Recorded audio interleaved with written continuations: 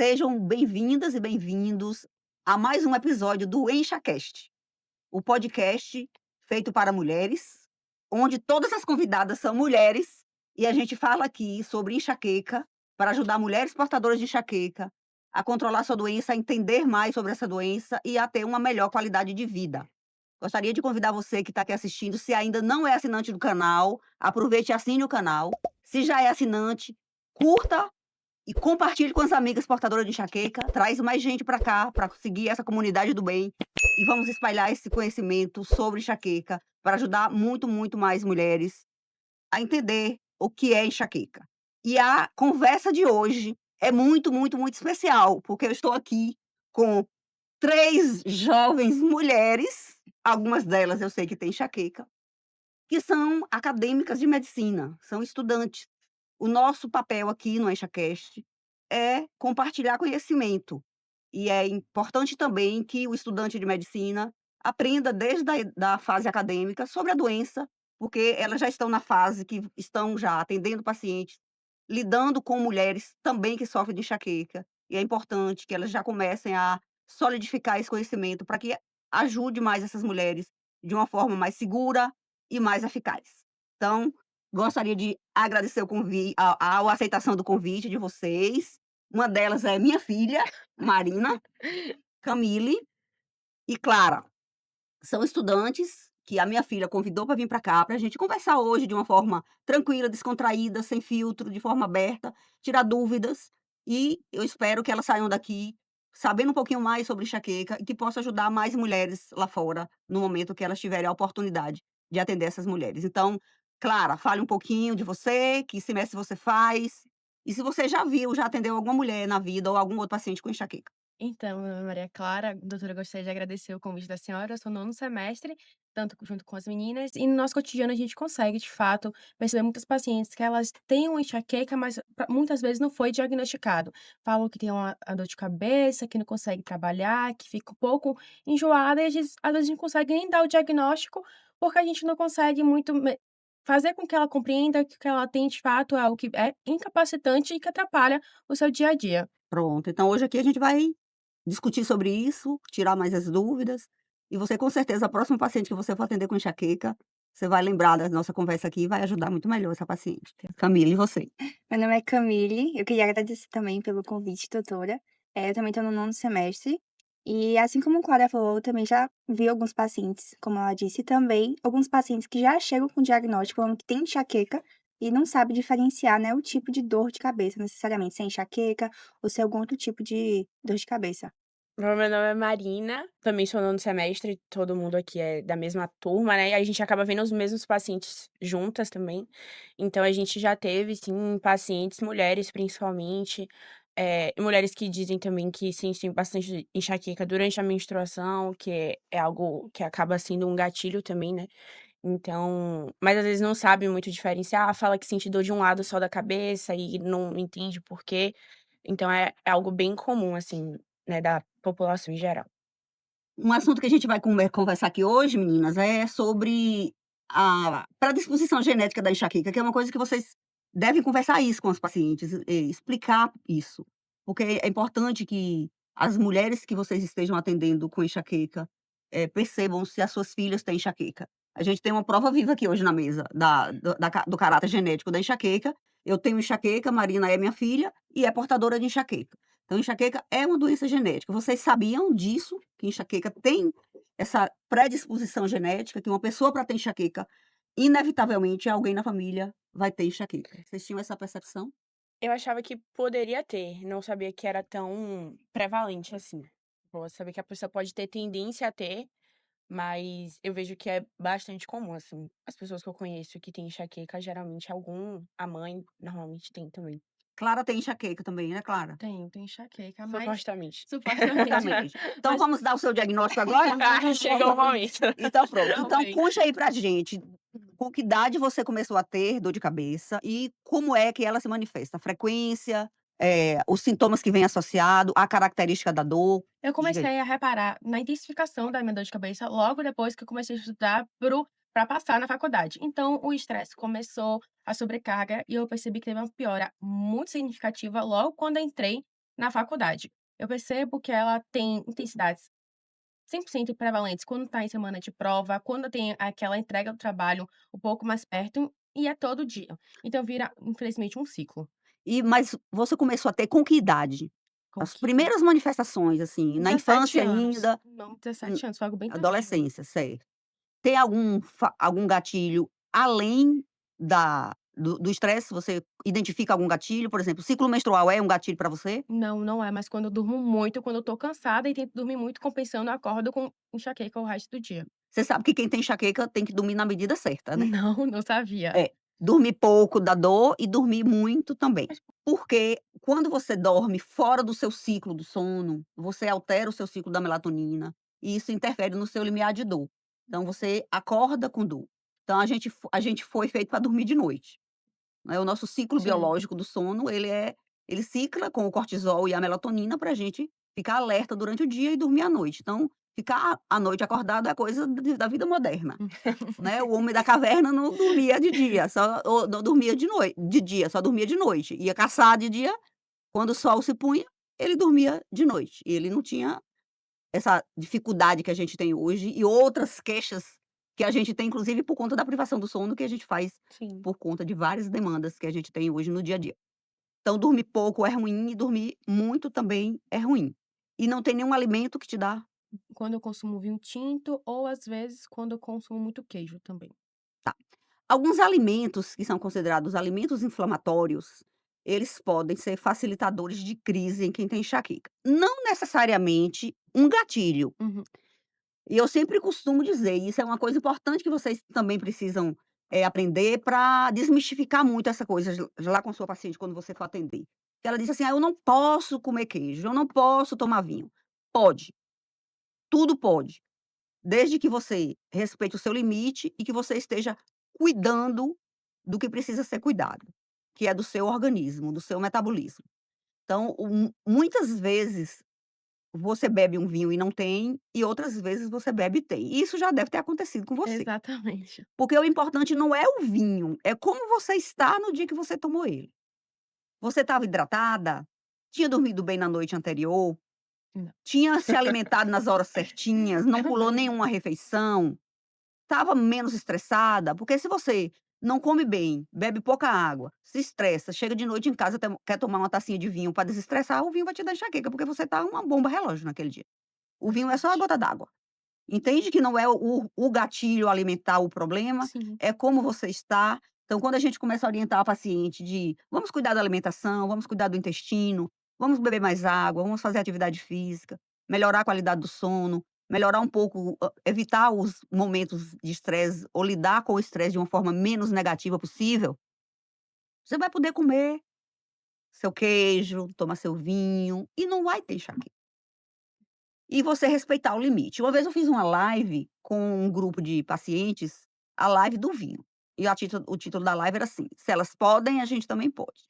Hum. Então eu combinei com as pacientes lá no Instagram: "Vamos tomar 3 litros de água hoje, e vocês vão tomar tal vinho". A gente vai fazer a live tomando vinho.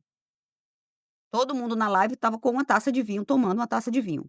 A gente não ia se embriagar e não ia tomar 1 litro de vinho. Era para tomar uma taça, para provar que pode, porque o limite é importante. Então quando o paciente fala: "Mas se eu tomar 2 taças eu não posso", eu tenho, então tome uma.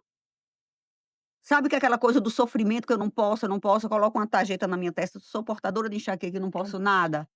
Não existe isso, né, você precisa entender a sua doença. O Então limite. a educação da paciente é muito importante. Ela entender o que é a doença, primeiro entender que é uma doença.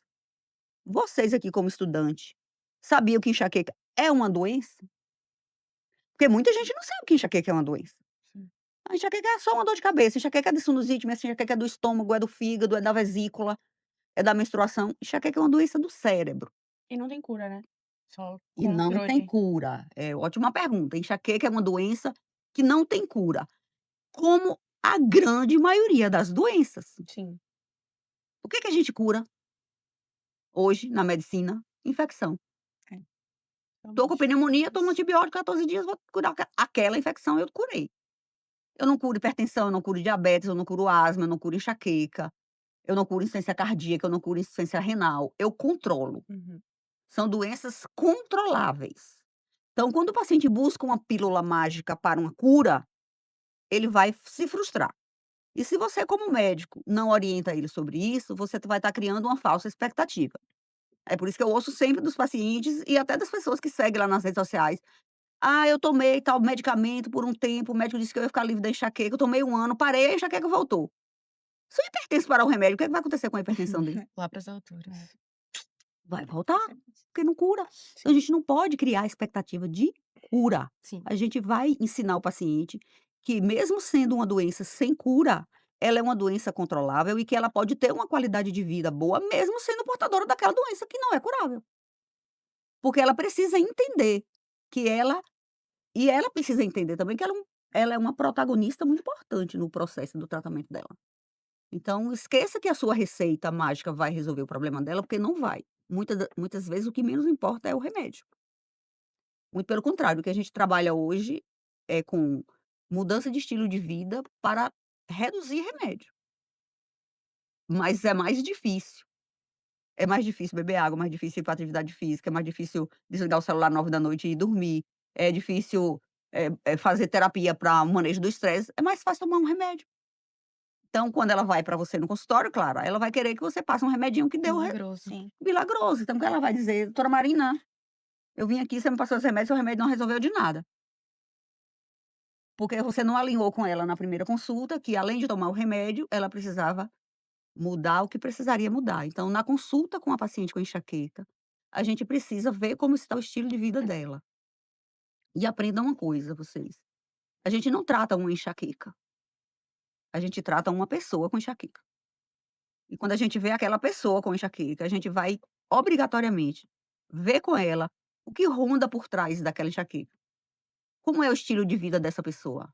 O que ela está fazendo ou deixando de fazer que está comprometendo a sua dor? Ou que está impedindo que o remédio que a doutora Marina prescreveu melhore a dor dela? E que ela precisa mudar isso. E só ela pode fazer. Porque Camille não pode fazer atividade física pela paciente dela. Ela não pode dormir melhor pela paciente dela. O papel dela como médica é orientar, mostrar para ela o quão é importante essa mudança e também tomar o medicamento da forma correta, no horário correto, se for indicado. Então é esse o contexto, né, o perfil. Então, o que é que vocês querem saber mais de enxaqueca? Me pergunte. Doutora, a senhora falou que o estresse tem muito a ver com as crises, mas nós mulheres a gente já tem uma carga imensa sobre nós, a senhora falou em relação ao acompanhamento psicológico. Quais são os outros manejos que a senhora prescreve ou indica aos seus pacientes realizarem? Eu sempre oriento o paciente a fazer exercício de respiração, pelo menos 3 vezes por dia. Sim, Quando ele acorda de manhã, primeira medida do dia é agradecer a Deus por estar vivo, verdade. que ali já é um motivo, mesmo tendo enxaqueca, vale a pena estar ali. E fazer o res escutar a sua própria respiração, fazer alguns segundinhos ali de meditação, pensamentos positivos e ir para o seu dia. Sim, E durante o dia, se ela já sabe que ela vai para um ambiente estressor, que o ambiente de trabalho dela é estressante, que ela não se sente à vontade, que tem um chefe chato, que tem um colega de trabalho que está sobrecarregada, ela não espera que as outras pessoas vão mudar, porque isso não vai acontecer. A mudança tem que começar de nós dentro mesmos. dela. Então, é ter os momentos. Então, no momento que está numa situação extremamente estressante ali naquele ambiente, saia. Saia daquele ambiente. Vai olhar o horizonte, vai olhar o céu, vai pensar em alguma coisa, respira e volta. Ela não pode fugir da responsabilidade do trabalho, mas ela tem que ir se fortalecendo a cada momento, no momento que ela se vê em uma situação. Porque o estresse, ele não vai deixar de acontecer, claro. Mas a gente precisa lidar com ele de forma menos negativa. Essa é a melhor forma. Se ela não consegue lidar com isso, ela precisa ir para uma terapia. Sim, E a grande maioria das mulheres que tem enxaqueca, principalmente a crônica, depois vocês vão me dizer se vocês sabem o que é enxaqueca crônica, que é importante. Se não sabem, vão aprender aqui. É assim, o suporte do profissional da psicologia, principalmente a terapia cognitivo comportamental. Sim. que é a técnica melhor, que ajuda no manejo disso, na quebra de paradigma, como lidar com as situações estressoras, como lidar com a própria doença. Porque às vezes o paciente tem a impressão, Camille, que a gente encaminha ele para o psicólogo, porque a gente quer se livrar dele, porque a gente acha que a dor é psicológica, Sim. porque tá passando a responsabilidade para o psicólogo convencer ele que ele tem que aceitar viver com dor. Não é assim. A dor não é psicológica, a dor é física, a dor existe, a doença é real. É invisível, mas é real. Mas ele, às vezes, não está conseguindo lidar com outras situações da vida pessoal dele. E aquelas situações estão entrando como um fator, agravante da sua enxaqueca. Então é importante também a gente saber como está a vida dessa pessoa. Às vezes até a vida financeira, a gente precisa, às vezes, entrar na vida financeira do paciente. Porque às vezes até prescrever um remédio, ele sai dali e não fala que ele não pode comprar, e isso já é um fator de estresse para ele. Eu não falei para a doutora, mas eu não vou poder comprar esse remédio. Então, a gente tem que lidar com tudo, né, como está a vida pessoal, como está a vida conjugal, como está a vida na família, a vida profissional. Porque, às vezes, uma insatisfação profissional que um paciente tem, já é o gatilho. Quando entra de férias, fica tudo bem. E a gente não pode prescrever férias, né. Eternamente. Seria Prescrevo um mês de férias todo mês. Vai todo ficar mês. sem trabalhar, né, então não dá. Então a gente precisa ajudar o paciente a se fortalecer, a entender a doença, a entender o seu próprio contexto de vida. Então são medidas importantes. E a atividade física, que é um pilar de sustentação, de melhora de qualquer doença crônica, e a enxaqueca não está fora disso. Então o paciente com enxaqueca, ele precisa fazer atividade física regularmente. Qual o Faz diferencial, parte da doutora? Por qual a necessidade da atividade física no melhor da enxaqueca? a atividade física, ela o que que o seu cérebro faz quando você se exercita? Você libera endorfina. Sim. Então você libera substâncias analgésicas na sua corrente sanguínea. Isso vai aumentar o seu limiar de dor, você vai ficar menos susceptível à dor. Sabe uma doença que faz parte do receituário dela para qualquer médico, é fibromialgia. Sim, Sim, sim. sim. Não existe tratar alguém com fibromialgia Sem Sem atividade. sem atividade. atividade física. E fibromialgia e enxaqueca são 2 comorbidades muito prevalentes na mesma doença. Estudos mostram que quem tem enxaqueca tem uma predisposição maior a desenvolver fibromialgia, principalmente se deixar a enxaqueca cronificar. E por falar aí disso de novo, toquei de novo no mesmo assunto, vamos lá. O que é enxaqueca crônica na percepção de vocês? É que, hum, dura por mais tempo, né, por um determinado Tipo assim, tempo. se eu contar pra você, Marina, que eu atendi uma paciente hoje, que me disse, Marina, que ela tem 45 anos de idade, e ela tem enxaqueca desde os 15 anos. Com essa informação que eu te dei, eu já passo pra você se ela tem enxaqueca crônica? Depende da frequência que ela É, tem eu acho que a enxaqueca, frequência né. de semana Quantas vezes Isso. ela tem no Quem mês. quem define uma enxaqueca como crônica não é o tempo de existência dela na vida da pessoa, é quantos dias do mês ela tem Tem dor, enxaqueca. não importa há quanto tempo ela exista. Uhum. O tempo mínimo são 3 meses. Sim. Então, se ela já tem enxaqueca de 15 dias do mês por 3 meses, ela tem enxaqueca crônica, não importa há Uhum. quanto tempo ela começou na sua vida. Uhum. Se você tem enxaqueca crônica ou se você tem enxaqueca desde os 15 anos, você tem 40 anos, mas você só tem uma vez na semana, não é crônica. Sim. Sim. E por que que é importante diferenciar entre uma enxaqueca crônica e uma episódica, que é a que tem menos de 15 dias? A gente classifica a enxaqueca episódica em 2 tipos. A episódica infrequente, que é aquela pessoa que tem no máximo 4 dias de dor no mês. A episódica frequente é a que varia de 4 até 14, e a crônica é de 15 a mais dias de dor no mês. Então, o que que é importante eu diferenciar se um paciente tem uma enxaqueca episódica infrequente, frequente ou crônica, no ponto de vista de vocês? Eu acho Se você que estivesse atendendo uma paciente, por que que você precisa perguntar para ela quantos dias ela tem de dor no mês, para classificar essa enxaqueca dela como episódica, frequente, infrequente ou crônica? eu acho que tem a questão em relação ao tratamento, né, que ela vem Sim, entrando pra sim, saber sim. se ela se adequa ao tratamento, e também entender se é algo que atrapalha a rotina no dia a dia. Segundo os critérios da Sociedade Internacional de Cefaleia, a indicação de tratamento preventivo para alguém com enxaqueca é quando ela tem pelo menos 4 dias de dor no mês. Essa pessoa precisa tratar. Ela não é crônica, Uhum. mas ela precisa tratar. Esse é o critério que leva em consideração a frequência. O outro critério é o critério da intensidade, que é o impacto que aquela crise traz na sua vida. Por exemplo, se você vai no meu consultório e diz: "Doutora Elza, eu vim aqui que eu tenho enxaqueca e eu preciso saber se eu preciso tratar". E eu digo: "Clara, você tem quantos dias de dor no mês?". Você diz: "Eu tenho só de 15 em 15 dias". Eu digo: "Mas essa dor que você tem de 15 em 15 dias te afasta das suas atividades? Você consegue tratar com um analgésico simples? Ou você precisa ir para a emergência tomar medicamento na veia? Vomita muito e tudo que você toma de medicamento oral você coloca para fora e com isso você não consegue melhorar a sua crise? Essa pessoa precisa tratamento, porque ela tem 2 dias do mês perdidos na vida dela por conta de uma crise de enxaqueca". É um baita impacto. Exatamente. Sim. Então esse é o critério da intensidade. Quando se o paciente fala: "Não, eu tenho 4 dias de dor, mas eu preciso tomar remédio para passar", mas passa. Mas ela está tomando uma vez pelo menos na semana um analgésico. Então ela precisa tratamento. Agora quando a gente já está lá na episódica frequente, onde o paciente tem 10 dias de dor, 14 dias de dor, que já está com o pé no crônico, é importante a gente saber a quantidade de analgésico que essa pessoa usa no mês. Para a gente classificar essa pessoa, se ela é uma usuária abusiva de analgésico ou não. Vocês sabiam que existe uma cefaleia secundária ao uso de analgésico? Sim. Uhum. Então, É. a cefaleia pelo uso excessivo de analgésico. Então, quanto mais você usa analgésico, mais esgotamento e mais alimentação do seu defeito modulador de dor que você tem lá bioquimicamente no cérebro, você vai fortalecer mais com esse medicamento de forma excessiva.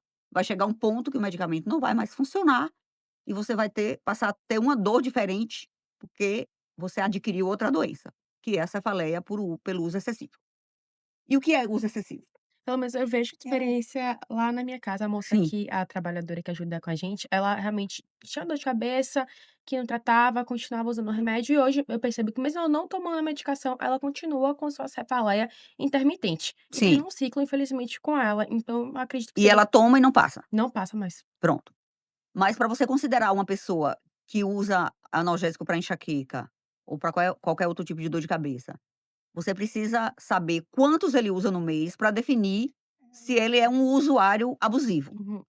Se você considerar como um analgésico comum, a dipirona, o paracetamol, os medicamentos que não estão associados à cafeína, que Uhum. muitos aí têm cafeína Mistura. dentro e que a indústria lança como específico para enxaqueca, na verdade é uma dipirona com a cafeína dentro, não é nada específico para enxaqueca. Se você usa um analgésico comum, como a dipirona e o paracetamol, 15 comprimidos por mês, por 3 meses, é uso abusivo. Se você considera opioide, né, que você sabe o que são os Sim. opioides, né, Uhum. codeína, tramadol, morfina, dolantina. Se ela usa 10 por mês, já é uso abusivo. E os triptanos também. Os triptanos é uma classe de medicação, Sou a que fã. você deu a que Uhum. Marina deu a Clara esses dias aí por causa de uma crise, que é a sumatriptana, naratriptana, a risatriptana, que são a classe dos triptanos, que são analgésicos que só tem indicação para enxaqueca, não tem indicação para nenhum outro tipo de dor, ele não passa dor no pé, nem na barriga, como a dipirona passa, Sim. só serve para enxaqueca. 10 comprimidos por mês desses remédios também é considerado uso abusivo. Nossa. Sim. E se você não tira esses analgésicos, quando o paciente chega para você para o atendimento, você não vai conseguir tratar essa pessoa. Então você vai entrar com um profilático, vai deixar ela à vontade para tomar analgésico. O profilático não vai funcionar logo, Marina, porque demora 2, 3 semanas para um preventivo começar o efeito modulador de dor lá no cérebro. Essa pessoa vai continuar usando o analgésico, porque a dor vai continuar acontecendo. Se a colaboradora de Clara lá for ao médico, ela prescrever um medicamento para tratamento preventivo e não orientar ela a tirar os analgésicos, ela vai para casa, vai começar o remédio, a dor vai acontecer, ela vai tomar o analgésico, vai acontecer, vai tomar o analgésico e vai morrer, vai nadar e morrer na praia. Porque o analgésico usado de forma excessiva vai impedir que o profilático comece a funcionar. O que vocês fariam num caso desse? Como fazer com isso? O que é que vocês imaginam que seria uma estratégia boa? Pra paciente? Sim, orientar a paciente. O que é que faria para essa paciente evitar esse uso excessivo de analgésico? Tem formas não medicamentosas também que podem ajudar ela a controlar a dor e diminuir um pouco a a intensidade da dor, Sim. né, e tentar explicar também que ela usar muitos analgésicos só pode piorar a dor dela, né, e pode criar uma certa resistência Sim, à é uma dor, alternativa. Você pensa em quê, Marina, assim, de alternativas não medicamentosas? O que que você sugeriria para ela? coisas que eu já fiz, né. Às vezes colocar, coisas geladas na cabeça pode ajudar a aliviar um pouco a dor, uma toalha, uma compressa gelada na cabeça. Não usar muito tela, né, ficar no escuro, geralmente Se como isolar é na crise. associado à fotofobia, então Sim. se isolar no escuro, não usar muitas telas, não ficar um lugar muito barulhento também que pode piorar, beber água, né, se hidratar, Se importante, hidratar é importante. A que gente ajuda orienta na muito dor água de também. coco com gengibre, raspinha de gengibre dentro da água de coco. A gengibre é um alimento anti-inflamatório, inclusive é uma estratégia que a gente orienta para os pacientes. Quando a gente fala de hidratação, muito paciente fala assim: "Ah, mas beber água toda hora é chato, beber água sem sede, eu não bebo muita água". A gente orienta: "Vamos saborizar essa água, pega um squeeze e lá na sua mesa do trabalho deixa essa garrafinha de 500 ml e estabelece uma meta, daqui a de tal hora a tal hora eu tenho que esvaziar essa garrafa". Então vamos saborizar isso com alimentos anti-inflamatórios, raspinha de maçã verde, folhinha de hortelã amassada, gengibre. Tem gente que não gosta de gengibre, então escolha um alimento que uma coisa, um sabor, gotinhas de limão, alguma coisa que dá um sabor na Pra água, que deixa diferenciar. mais agradável para você beber e que também serve como remédio, né, porque são alimentos anti-inflamatórios. Isso é importante. Outras medidas, Marina, que a gente pode orientar para o paciente também nessa fase inicial do tratamento, se está tendo muita dor, fazer acupuntura, é uma alternativa Sim, de sim, tratamento não verdade. farmacológico. A neuromodulação, não sei se vocês sabem o que é, a neuromodulação são técnicas hoje de tratamento de dor, onde a gente faz estimulação craniana com aparelhos elétricos ou magnéticos. É mais difícil, que o paciente tem que ir para a clínica para fazer, é um custo maior, porque os planos de saúde não cobrem, mas também é uma alternativa não farmacológica, que também pode ajudar. Mas também, meninas, existem remédio para tirar remédio, Hum, sabiam? Isso é chamado tratamento de transição. Existem medicamentos que a gente prescreve para o paciente nas 3 primeiras semanas do início do tratamento preventivo, que vão ajudar a retirada dos analgésicos.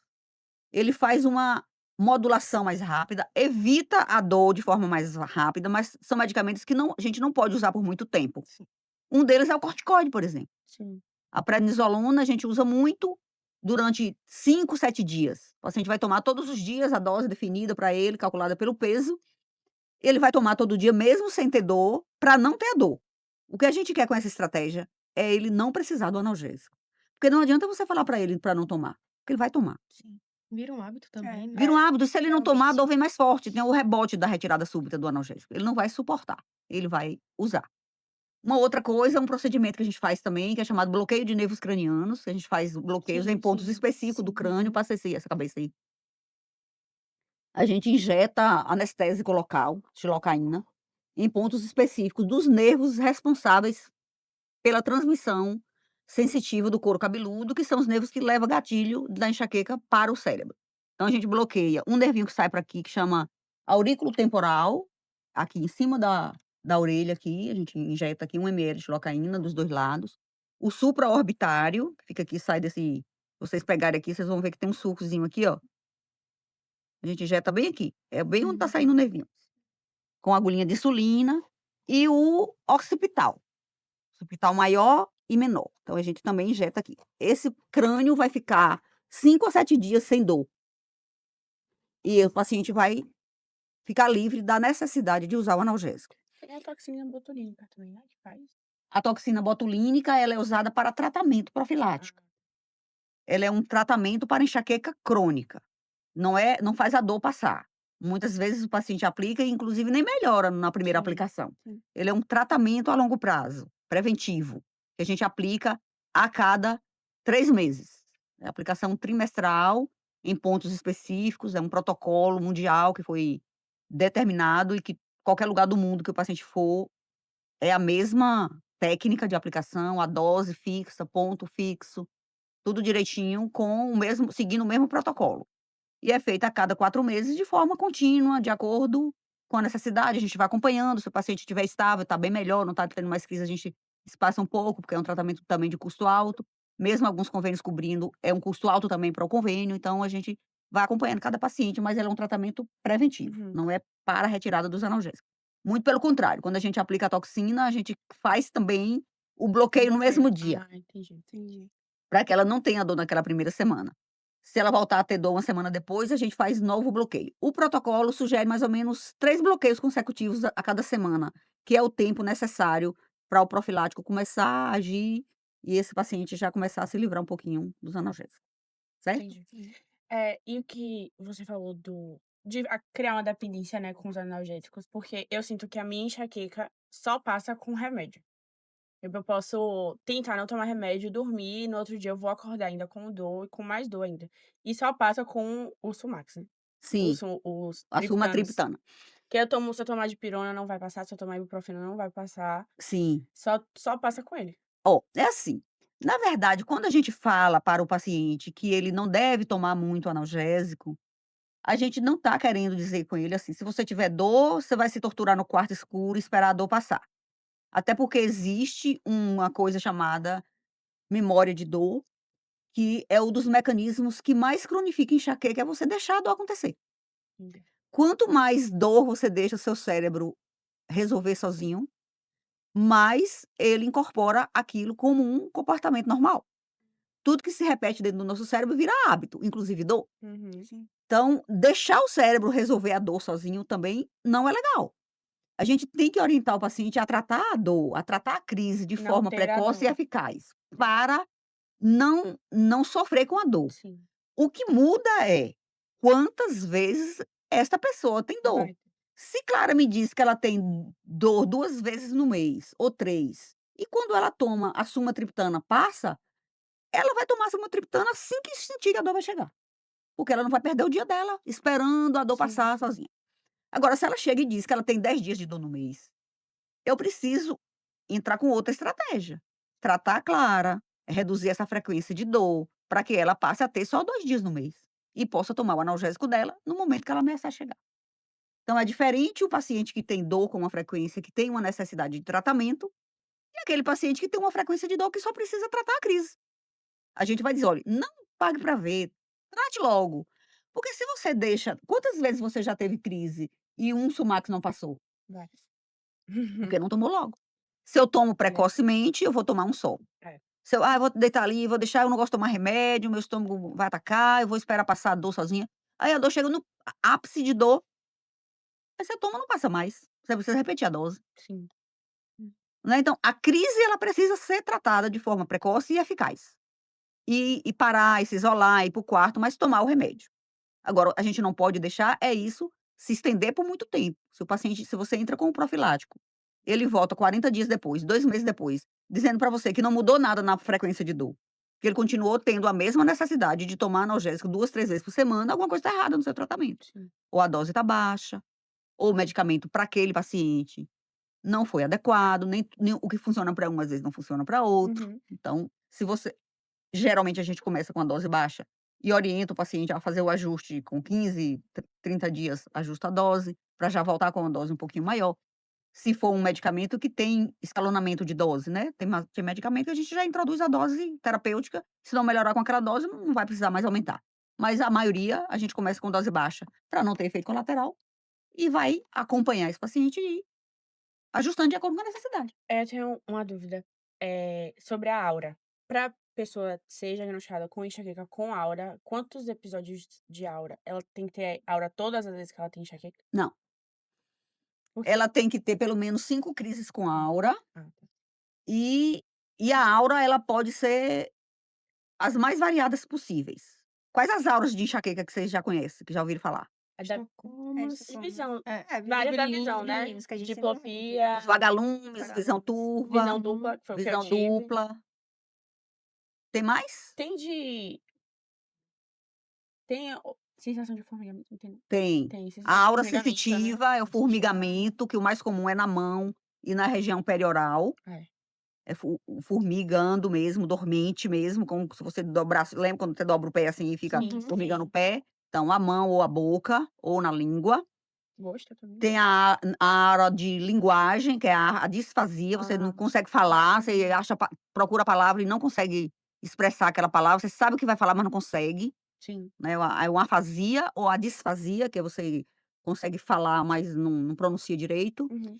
E tem a aura motora, que é o déficit motor, mas que hoje ela já é classificada como um tipo específico de enxaqueca, que é a chamada enxaqueca hemiplégica familiar, porque ela é uma doença que já tem um mapeamento genético já bem definido e geralmente tem histórico igual na família, e aí fica paralisado o lado do corpo todo. Uhum. Pode durar até 48 horas essa paralisia, então a Nossa. doença pode evoluir, tem um risco maior de lesões isquêmicas cerebrais, então é uma doença já tratada de forma bem diferente. Então ela saiu dessa coisa da a aura motora, saiu da característica de aura, De enxaqueca. enxaqueca.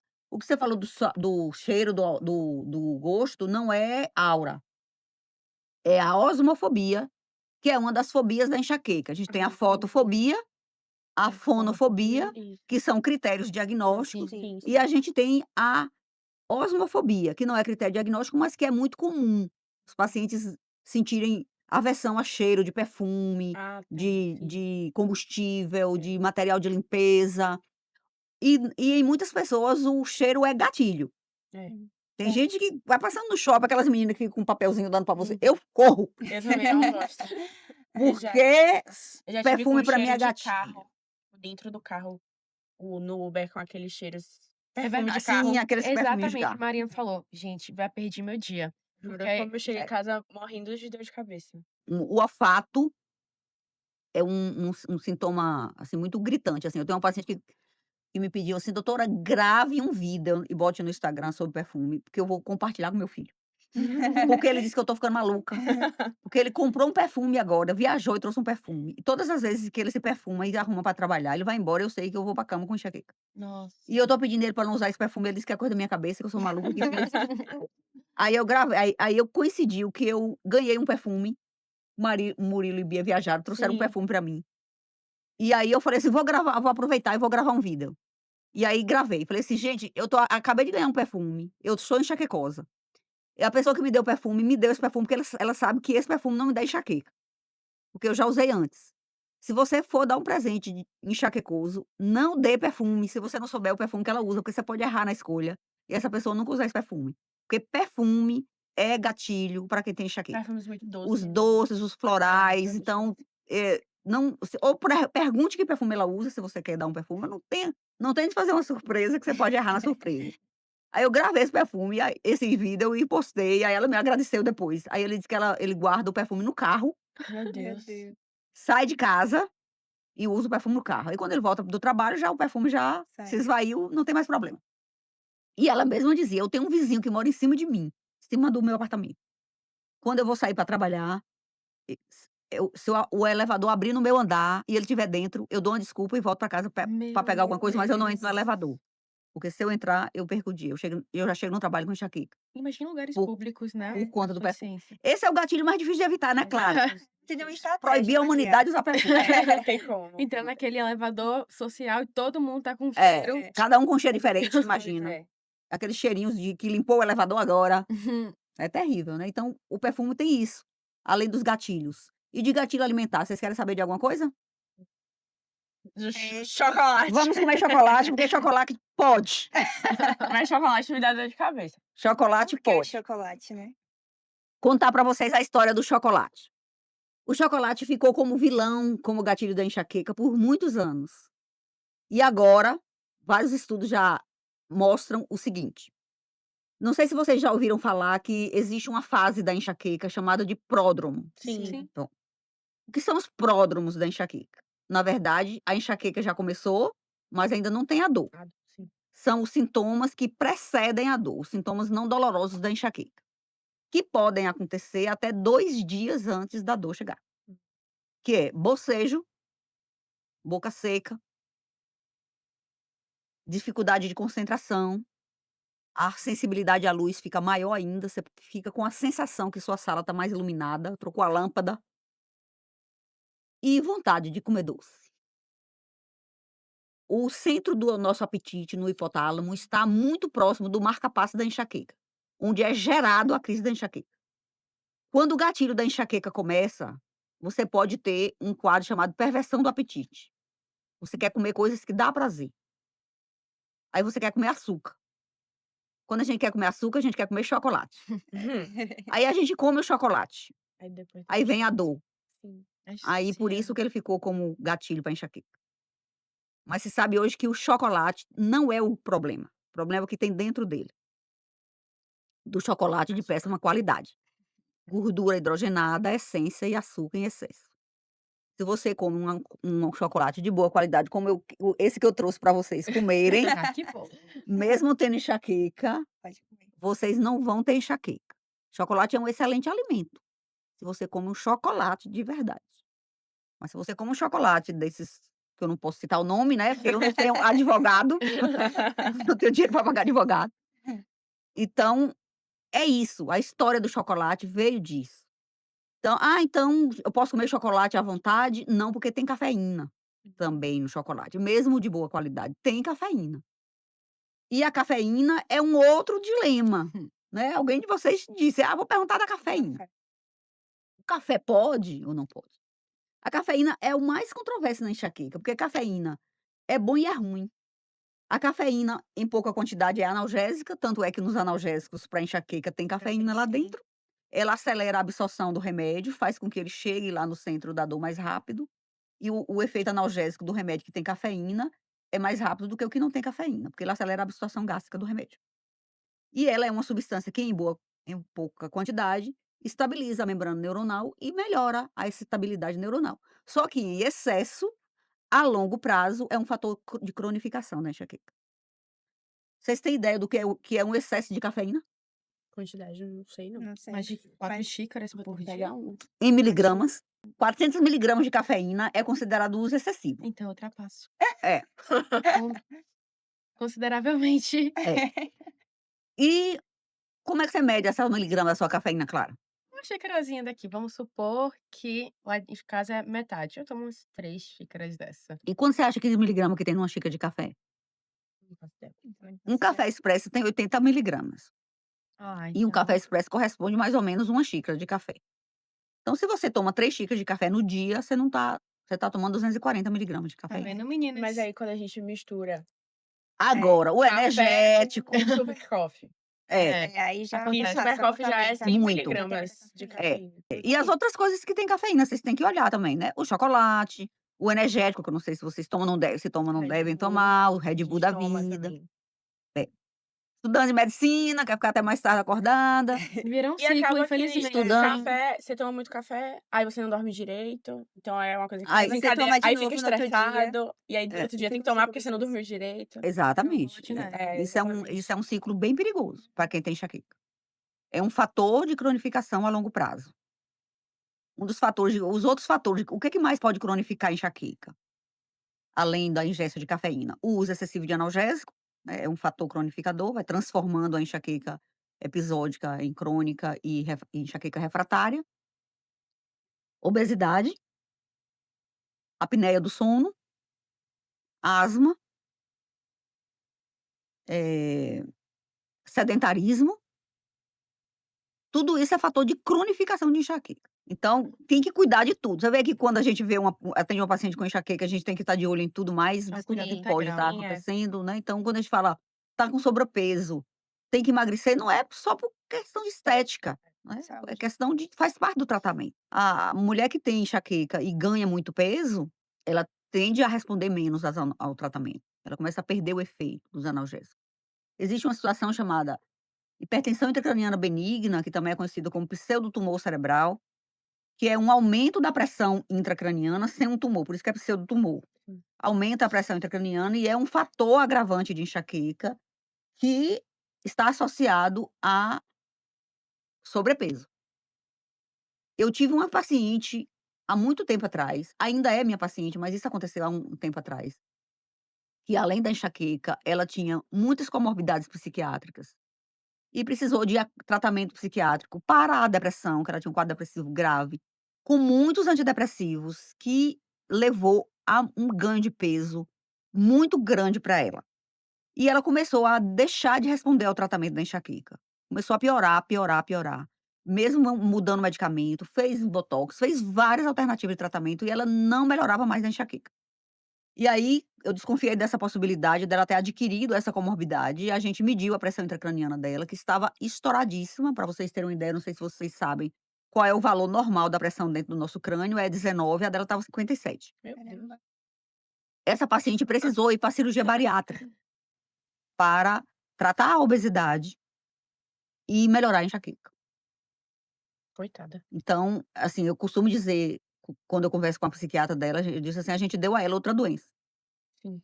Né, o tratamento deu a ela outra doença, ela tinha uma tendência já a ganhar peso, ganhou muito, mas era uma depressão realmente muito grave, com risco de suicídio e tudo, que precisou tratar. Uhum. Mas, assim, a gente precisa estar de olho também nessas coisas, né, Sim. o que que eu estou fazendo que pode estar piorando essa pessoa, que pode estar agravando essa doença ou trazendo para ela outros problemas de saúde. Então o sobrepeso é uma coisa que a gente tem que estar de olho na mulher com enxaqueca, principalmente. O uso de hormônio, e aí? É, E os tem isso, né. anticoncepcionais da vida?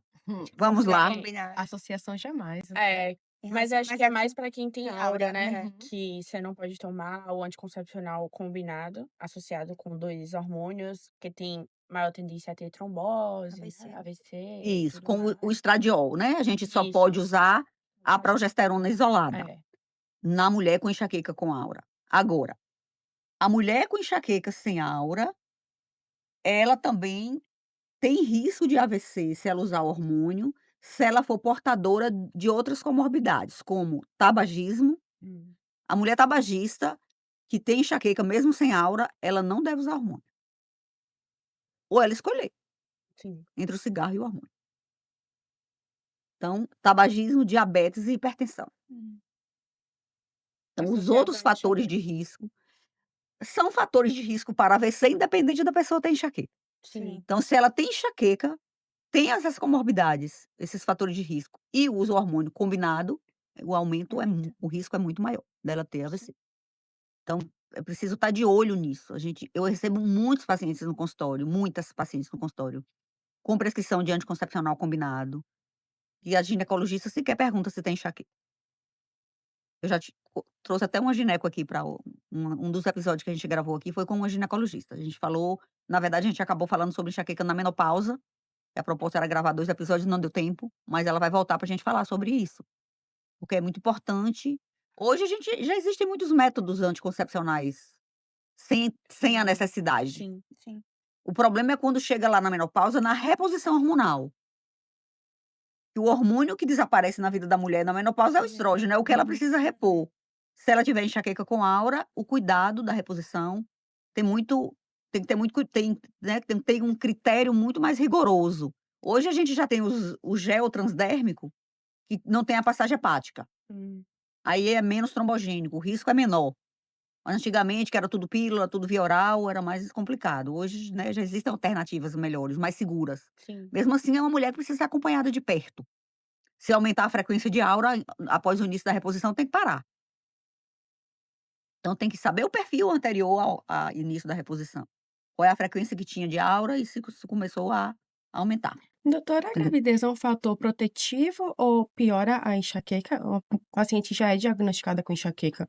O que acontece? Um dos fatores facilitadores de crise de enxaqueca na mulher é a oscilação do estrógeno. Por isso que a mulher que tem enxaqueca no ciclo menstrual tem dor mais forte, né, mais capacitante e tal, porque a queda brusca do nível do estrógeno diminui o limiar de dor e faz com que essa mulher tenha mais dor de cabeça ou dor de cabeça mais intensa. Então, se eu estou dizendo para você que a oscilação do estrógeno no ciclo hormonal da mulher é um fator facilitador de dor, a gente já entende que a gravidez é um fator protetor, porque é a fase da vida da mulher onde a enxaqueca onde o estrógeno estabiliza, não oscila mais, a Sim. progesterona predomina, a progesterona é um hormônio protetor para a enxaqueca. Então, a mulher que tem enxaqueca na menstruação, principalmente, deixa de ter na gravidez Hum. e na menopausa. É, eu falei isso, a menopausa também não É, é a mesma situação, né. é. Camille, faça uma pergunta, você conversou pouco. Tô pensando aqui, mas em relação até diagnóstico mesmo, né, de enxaqueca, é mais algo clínico. Sim. Então Isso é muito importante, Camille, levar isso para as pacientes. Quando você atender sua paciente, que você disser a ela: "Você tem enxaqueca", ela vai te perguntar: "Ai, doutora, como é que você sabe que eu tenho enxaqueca se você não me pediu uma tomografia? Eu não vou fazer um eletroencefalograma, não?". Não. Você vai dizer para ela: "Não, Dona Maria, você tem uma doença, é uma doença do cérebro, é uma doença bioquímica, que nenhum exame consegue enxergar. Com o que a senhora me contou hoje aqui da sua dor e os sintomas que você me contou, que você apresenta todas as vezes que você tem essa dor, eu posso te garantir com segurança que você tem enxaqueca e a gente vai tratar a sua enxaqueca". Então, quando você estiver lá na emergência, no pronto-socorro, na UPA, atendendo uma paciente com dor de cabeça, o que que você precisa saber dela para você ter a segurança que é enxaqueca? Primeiro, quantas vezes ela teve dor na vida dela, Sim. com aquela característica? Precisa ter pelo menos 5 episódios na vida, para você garantir que é enxaqueca. Se for a primeira da vida dela, encaminha para investigar. Ah, você pode dizer: "Ué, mas doutora Elza, mas não pode ser o primeiro o primeiro da vida dela da enxaqueca, que ela está começando a ter agora, uma adolescente?". Pode, mas você não está autorizada como médico a dizer que é. Sim. Você só pode dizer que é, se ela tivesse te contado que ela já teve 5 episódios semelhantes. E a dor é uma dor como? É uma dor que predomina de um lado, que pulsa ou piora com esforço. Às vezes ela não diz que lateja, mas aí você usa essa estratégia e pergunta: "Se você tiver com dor e tiver que correr ou subir uma escada, o que que acontece?". Aumenta, então pulsa. Você iria para academia com essa dor de cabeça? Jamais. Então pulsa. uhum.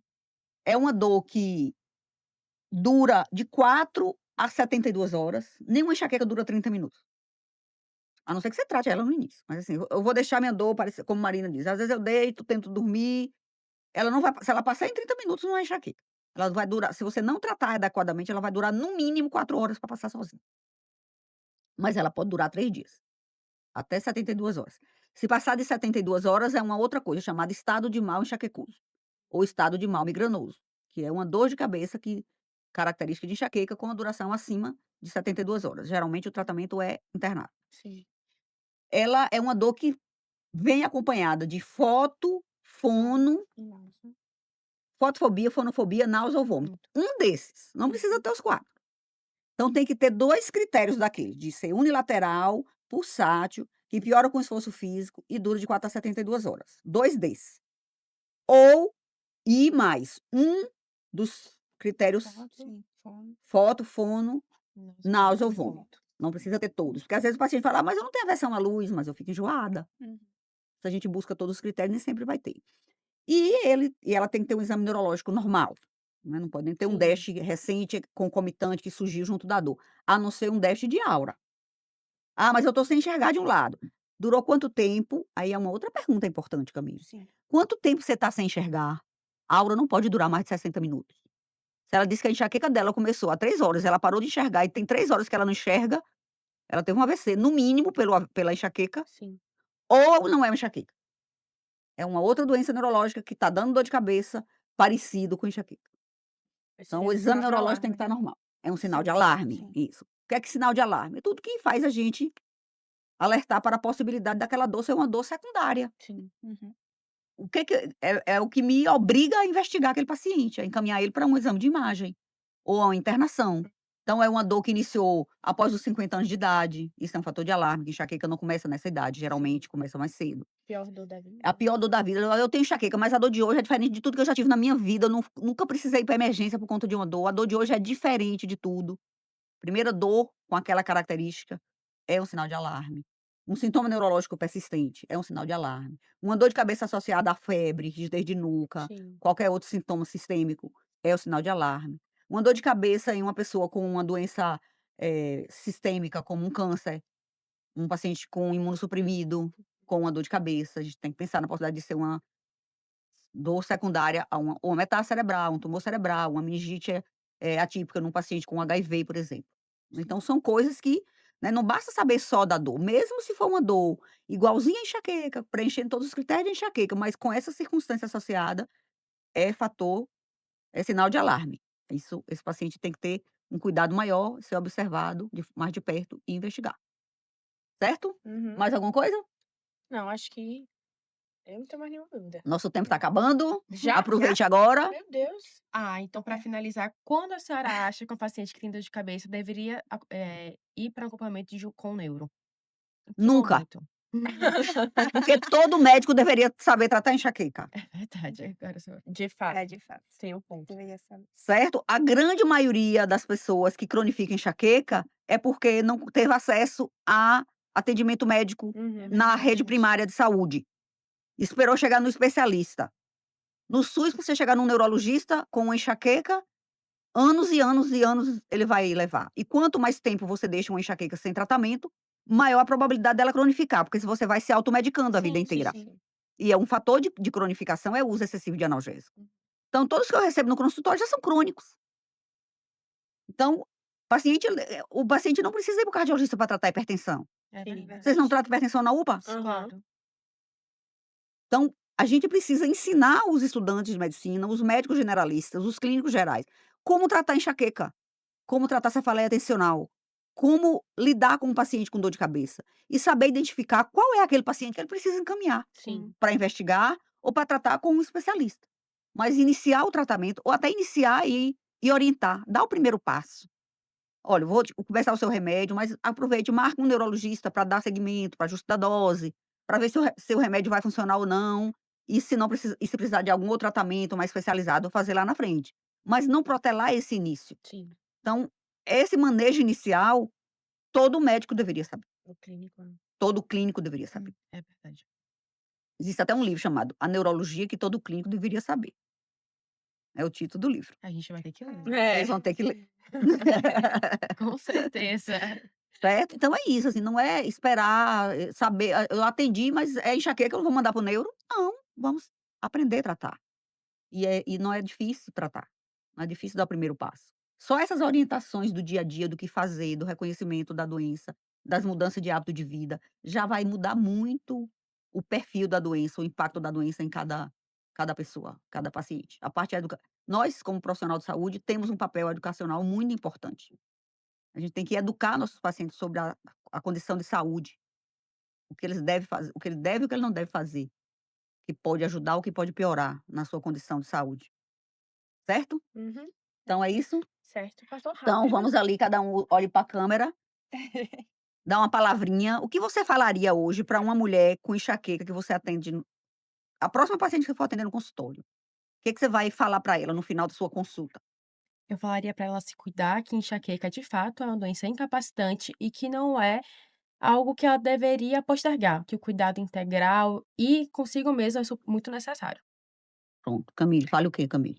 Eu falaria que também é um cuidado multidimensional, né, com todas as áreas que ela teria que cuidar, não só ficar preocupada com remédios, mas cuidar de um conjunto, né, tentar terapia, atividade física, alimentação e tentaria abordar esse conjunto também. Cuidado todo, né? Isso, cuidado todo. Com certeza. Marina? Que enxaqueca não é um bicho de 7 cabeças, que não precisa correr para fazer 1000 exames para tentar descobrir o que tem. Se seguir o que for orientado, seguir direitinho, comer direito, fazer exercício físico, beber água e seguir o tratamento de forma adequada, vai ficar bem, assim, sabe, vai conseguir tratar, não pra também não poder cronificar também. Isso. E o que eu gostaria de dizer para você é que enxaqueca, embora seja uma doença que não tem cura, ela tem tratamento. E a sua dor não te define. Você mesmo sendo portadora de uma doença que não tem cura, você pode viver bem, desde que você entenda sobre a sua doença e faça o que precisa ser feito para o controle da sua doença, para o manejo das suas crises e busque ajuda, porque é possível viver bem mesmo tendo enxaqueca.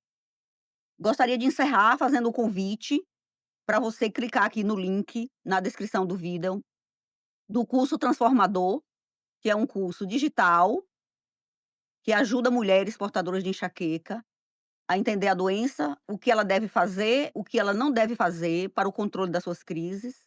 São aulas gravadas, são 30 aulas, onde você vai aprender tudo sobre enxaqueca, na sua linguagem, com uma linguagem possível de você entender tudo. E depois que você assistir todos os módulos gravados, você vai participar de uma comunidade comigo exclusiva, onde você vai enfrentar desafios que eu vou definir para você na mudança dos hábitos de vida, que vão ajudar a sustentar a sua melhora. Então, siga lá, clica lá, se identificar, entre no curso e eu espero você do outro lado. Aproveite, siga o canal, se inscreva no canal, compartilhe com as enxaquecosas amigas, com certeza você conhece alguém com enxaqueca, todo mundo conhece alguém com enxaqueca. Com certeza. Compartilhe, chame mais mulheres para participar dessa comunidade do bem, para a gente espalhar aí essa corrente de conhecimento e de dúvidas sobre enxaqueca. Vá lá nas redes sociais, no Instagram, elzamagalhães.neuro, no TikTok, e esse podcast também tá no Spotify, no Amazon e no Deezer. Se você não quer ver a gente na tela, escute nossa voz lá no Spotify. Espero você lá.